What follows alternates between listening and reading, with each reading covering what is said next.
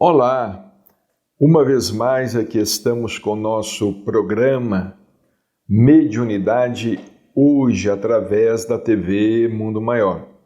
Como sempre, o nosso carinho, as nossas melhores vibrações de saúde e paz para você, sua família, seus amigos, agradecendo pelo seu prestígio ao nosso programa. Nós temos procurado em nosso programa falar sobre Chico Xavier, a respeito de sua vida, suas histórias, fatos mediúnicos. O professor Ramiro Gama foi um dos principais biógrafos de Chico Xavier. O primeiro biógrafo de Chico Xavier com o best-seller Lindos Casos de Chico Xavier. Mas ele também teve oportunidade de escrever e publicar pela LAC este livro, Chico Xavier na Intimidade. Nesta obra, ele narra alguns fatos muito interessantes, algumas histórias muito interessantes sobre a vida de Chico Xavier, histórias que são verdadeiras lições de vida para todos nós. Aqui no capítulo intitulado Lição Evangélica, ele nos fala que uma senhora muito estimada em Pedro Leopoldo, casada com um parente de Chico, de repente ela ficou perturbada. Ela ficou obsidiada. E há uma história, um fato interessante, uma lição para todos nós envolvendo o caso dessa senhora. Ele conta que o obsessor, revelando sua vingança, fazia correr com os cabelos desgrenhados, com a roupa em desalinho pelas ruas da cidade, sob a piedade de seus habitantes. Então ela saía correndo pelas ruas de Pedro Leopoldo, as roupas em desalinho, às vezes quase seminua. E o estimado médium, Chico Xavier, foi procurado pelo marido da senhora, que com lágrimas nos olhos lhe pediu ajuda. Afinal, Chico era espírita, era médium e lidava com casos de obsessão, casos semelhantes. O Chico bem que sentira aquela tragédia, mas que fazer? Ele já havia pedido aos amigos da espiritualidade um remédio e não obtivera nenhuma resposta. Chico tentara interceder por ela, mas não viera nenhuma resposta do mundo espiritual. No entanto, diante do pedido do irmão, ele ficara muito apreensivo. E ele dormiu acabrunhado e dormiu pensativo, pensando naquele caso doloroso. E durante o sono ele teve um encontro com Emmanuel. Ele se desdobrou, saiu do corpo, teve um encontro com Emmanuel e começou a conversar a respeito do caso daquela senhora. Confiemos e esperemos em Jesus, disse Emmanuel. A vingança manifestada agora cobra uma dívida do passado de outras vidas. O obsessor e a obsidiada ajustam as contas, falou Emmanuel com Chico. Iria trabalhar, todavia, a favor de ambos, e muito especialmente para que fosse permitido recebesse a vítima, o algoz, como filho. Então Emanuel disse, nós vamos trabalhar e vamos ver se conseguimos fazer com que o algoz reencarne na condição de filho da vítima. Passaram-se meses e numa tarde, Emanuel apareceu para dizer ao seu tutelado espiritual que seu trabalho dera bom resultado. Vejamos bem, Emanuel trabalhou durante meses, no caso.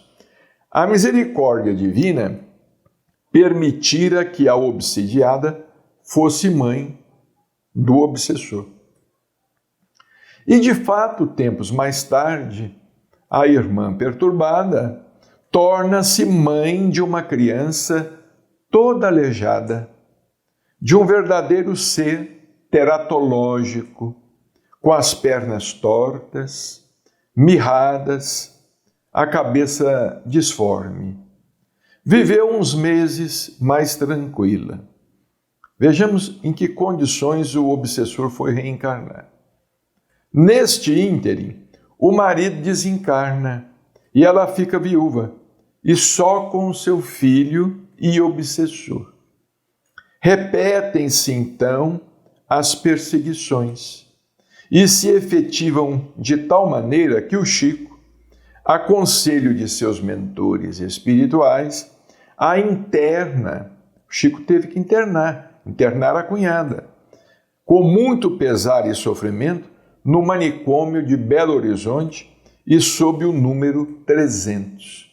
Então desencarnou o irmão do Chico, o José Xavier.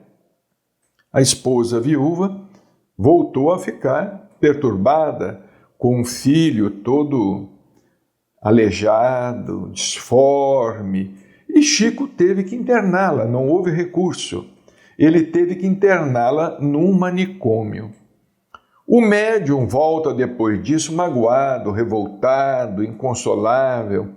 No quarto de sua humilde casinha, num solilóquio comprometedor, desabafa. Aí Chico começou a desabafar. Vejamos que situação difícil, né? A cunhada perturbada, Emanuel trabalhando, ela fica grávida, o menino nasce todo deformado, o irmão de Chico, José Xavier, desencarna. Ele tem que internar a cunhada e praticamente tendo que tomar conta daquela criança. E Chico estava muito triste com esta situação. E ele começou numa noite a falar, não está certo, eu que tenho recebido tantos espíritos de luz, proporcionando com eles aos meus confrades tantos benefícios, não consigo auxílio para curar minha parenta. Então, meus amigos do espaço não poderiam doutrinar o obsessor, vencê-lo com seus argumentos evangélicos, porque ela, a sua cunhada, ela estava sendo, na verdade, perseguida por uma falange, né? Um deles havia reencarnado na condição de filho, mas outros não. E Emanuel disse, mas por que os amigos não interferem, os amigos do espaço? E Emanuel, aparentando velada tristeza na fisionomia, aparece-lhe e diz, aí Emanuel disse a ele, Chico, o pretório está aberto. A vítima, que é uma sua parenta, e o algoz, que é seu irmão desconhecido, estão sendo julgados. Você auxiliar-nos-á no que pode, na guarda e organização do processo. Eu procuro advogar-lhes a causa, orando a Jesus. Deus é o nosso juiz. Vamos fechar o processo e pará-lo? Olha o que Emmanuel disse. Vamos fechar o processo e pará-lo? Chico respondeu, não. Então, por que esta mágoa, este desespero, este choro injusto? Emanuel falou com ele, mas por que você está então tão magoado assim? tão desesperado, esse choro seu tão injusto. Aí Chico disse assim: injusto, exclamou. Ela é minha parente, minha irmã. Era a cunhada dele. Ela é minha parente, minha irmã, Chico alegou. Aí Emmanuel respondeu: mas então você chora por ela, que é sua irmã. E as outras 299 que você deixou lá no manicômio, não são também suas irmãs, filhas também de Deus? Olha o que Emmanuel respondeu para Chico. Porque Chico tinha internado a cunhada sob o número 300. Ou seja, 300 internos, eram 300. Ela foi a de número 300, que foi internada nesse manicômio lá em Belo Horizonte, no qual ela ficaria durante algum tempo, depois receberia a alta. Aí Emmanuel disse assim: você está chorando por ela, mas e os outros 299 que você deixou lá? Não são também seus irmãos? Os outros 299 é o que ocorre. Às vezes, nós choramos por um familiar, por um amigo, e em nossas orações pedimos a intercessão do alto, alegando que trata-se de um amigo, de um familiar muito querido. Mas e os outros? E os demais? Também não são nossos familiares queridos? Também não são nossos parentes? Também não são nossos irmãos perante Deus? Foi o que Emmanuel quis ensinar, quis transmitir, a lição que ele quis transmitir naquele momento, através do sofrimento de Chico Xavier, porque Chico estava reclamando. Ela é minha irmã, não é? Vejamos bem, nas entrelinhas talvez Chico estivesse dizendo assim, não é? Mas ela é minha parenta, e eu tenho trabalhado, eu tenho feito o possível, eu tenho trabalhado muito. Será que eu não tenho merecimento? Será que não tem como? Aí Emmanuel voltou e disse assim: olhe, no dia em que você derramar lágrimas, como as que derramou, e comiserar-se da dor de seu próximo, das 299 irmãs que sofrem, que cumprem provas remissivas, tal qualmente o faz pela sua parenta, então começará um pouco a conjugar o verbo amar em todos os seus tempos e traduzir o apelo do grande amor, quando pedia-nos que amassem uns aos outros, assim como ele nos amou e nos ama. Então Emmanuel falou para o Chico: olha, no dia que você também chorar, não é?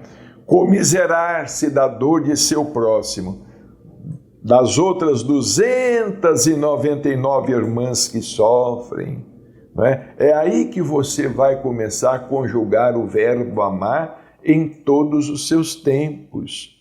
Aí Chico calou-se, o Chico contando para o professor Ramiro Gama, né? Chico calou-se vencido, convencido, envergonhado. A lição evangélica que seu caridoso guia lhe dera encheu-lhe a alma, educara-lhe o pensamento, fazendo-o compreender que até ali, o que ele não compreendera até ali. E assim, domingo seguinte, foi visitar a parenta, que era a cunhada, levando consigo flores, mensagens, biscoitos, frutas, livros, que obteve de vários amigos, vários confrades e amigos de Pedro Leopoldo. Lá no manicômio, visitou todas as irmãs abrigadas, sentindo em todas e com todas as irmãs criaturas de Deus. Distribuiu-lhes o que levara e depois afagou-as orou juntamente com todas e deixou-as, inclusive sua parenta, sua cunhada, né, como consoladas, surpresas e agradecidas, né? Vejamos, Chico contava essas histórias para a nossa edificação. E às vezes ele se colocava numa situação, numa posição que não era bem a dele. Às vezes ele se colocava numa posição que era de alguém que estava por ali e que precisava de ouvir. Então ele se colocava como protagonista, não é? Ele se colocava como protagonista. Emanuel falando para ele, você tinha que chorar pelas outras 299, e não apenas pela sua cunhada que está lá no manicômio. E as outras também não são suas irmãs? Provavelmente ele estava se colocando ali como protagonista, não é? Porque Chico era muito delicado, muito humilde, ele sempre se colocava naquela situação de quem estava recebendo a lição. Mas, na verdade, ele estava transmitindo a lição. E ele conta aqui, o professor Ramiro Gama, que quando ele regressou, Chico regressou a Pedro Leopoldo, ele sentiu-se outro. E dias depois, sua cunhada foi dada como curada, teve alta e voltou ao seu lar. Viveu alguns anos em paz. O filho aleijado, ele chamava-se Emanuel Luiz, esse menino, do qual o Chico ajudava a cuidar dele, chamava-se Emanuel Luiz, em homenagem a Emanuel e a André Luiz. O filho aleijado, com 8 anos de idade, parecia um pequeno monstro. Vivia dentro de um berço, inspirava pavor aos que o viam, somente se deixava carregar pelo humilde médium a quem votava simpatia singular. Ele só sossegava quando o Chico contava histórias para ele. O Chico contava histórias para ele porque ele ficava agitado dentro do berço. Então o Chico contava histórias para ele dormir, cantava para ele. Interessante que o Chico dizia ainda que durante muitos anos esse seu sobrinho, todo deformado, foi seu protetor, porque impedia que ele saísse e fizesse o que não deveria fazer. Ele ficava ali ao lado do sobrinho, porque ele dizia assim, ele era muito grande, ele era muito pesado. As minhas irmãs não conseguiam lidar com ele para trocar as fraldas, trocar a roupa, não é? Porque ele fazia xixi na roupa, e ele falava assim, ele era muito pesado, então tinha que ser eu.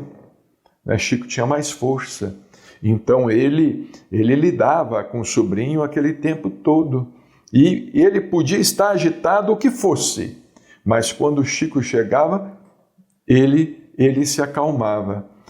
E enquanto ele dormia, o Chico psicografava ali ao lado dele. Chico psicografou muitas páginas ao lado desse sobrinho, que era filho de seu irmão, o José Xavier, que havia desencarnado, né? E somente se deixava carregar pelo humilde médium a quem votava simpatia singular. Assustava, comovia. Então, o Dr. Ramiro Gama diz aqui, vimos-lo de uma feita em 1947, quando pela primeira vez visitamos o Chico. O Chico, então, estava com 36 anos de idade naquela época, né? Quando completou 9 anos, aparentando ter um ano apenas, o aleijadinho adoeceu gravemente, vítima de pneumonia dupla. Ele viveu 9 anos. E assim, o médium, o Chico, recebeu aviso de sua desencarnação próxima. E assim, na noite aprazada, o Chico vê chegarem no quarto os espíritos de Emanuel e do pai do menino. Chegou no quarto o espírito de Emanuel, do pai do menino, o José Xavier, e o desligaram do corpo. Foi naquele momento que ele desencarnou. Ele viveu mais 9 anos. Aí o Ramiro Gama diz aqui, e daquele corpo feio, aleijado, sai um espírito simpático, sem aleijão, aparentando ter uns 30 anos, sorridente, como se tivesse ganho uma grande batalha do seu angustioso pretérito. Então ele se redimira, não é? Naquela sua encarnação tão difícil, não é? 9 anos naquela situação, e o Chico auxiliando, não é? Emmanuel auxiliou com que ele pudesse reencarnar na família, mas o Chico também auxiliou. Então vejamos, muitas vezes nós nos queixamos de familiares nossos que nos dão muitos problemas ou muito trabalho, né? Às vezes nos dão trabalho, enfrentamos muitas dificuldades, mas nós estamos ali os auxiliando, não é? Para que eles possam se redimir. E são espíritos ligados a nós, do passado. Emmanuel foi taxativo quando ele falou com Chico aqui. Olha, Chico, o pretório está aberto. A vítima, que é uma sua parenta, e o algoz, que é seu irmão desconhecido, estão sendo julgados. Eles estão sendo julgados, o processo está em andamento. Você auxiliar-nos-á no que pode, na guarda e na organização do processo. Eu procuro advogar-lhes a causa, orando a Jesus, mas Deus é o nosso juiz. Vamos fechar o processo e pará-lo? O Chico falou, não, vamos tocar o processo. Vamos tocar o processo adiante. E o que foi feito? O processo foi tocado adiante e aquele espírito reencarnou na condição de filho de José Xavier e sua esposa, não é? E recebeu, interessante, né? Recebeu o nome de Emmanuel Luiz, em homenagem ao próprio Emmanuel e homenagem a André Luiz. Ele viveu 9 anos naquela situação e ele tinha um carinho muito grande pelo Chico, porque afinal de contas o Chico lhe dava muito amor. O Chico dizia, inclusive, olha, o Chico contava, ele não conseguia mastigar e engolir a comida. Tal era a situação dele. O Chico falava assim, eu colocava a comida na minha boca, eu mastigava a comida e quando a comida virava uma papinha na minha boca, eu tirava a comida da minha boca e colocava na boca dele para ele engolir. Eu me lembro do Chico contar este caso como se fosse hoje. Como se fosse hoje. Olha a que ponto a situação havia chegado, né? Ele não conseguia se alimentar, não engolia. Ele não engolia a comida, o alimento. O Chico falava, eu mastigava a comida, mastigava, igual um passarinho, né? Igual um pássaro costuma fazer, né? E pegava a comida mastigada e colocava na boca dele, porque senão ele acabaria até morrendo de inanição, não é? Morrendo de fome. Quantas lições nós temos que aprender com essas histórias que Chico Xavier contava, não é? E muitas delas se passaram com seus familiares, não é? Que não eram poupados das provações. Chico nunca foi poupado pela sua condição de médium. Ele nunca desfrutou de outro privilégio, como dizia ele, né? Ele dizia assim, olha, o único privilégio que eu tenho é trabalhar com Jesus, trabalhar em nome de Jesus. Fora isto, eu não tenho privilégio nenhum. E de fato ele não tinha privilégio nenhum, né? Nem privilégio na família, nada. O irmão que o auxiliava, José Xavier, desencarnou de repente e ele ficou sozinho. Muita paz e até o nosso próximo encontro, se Deus quiser.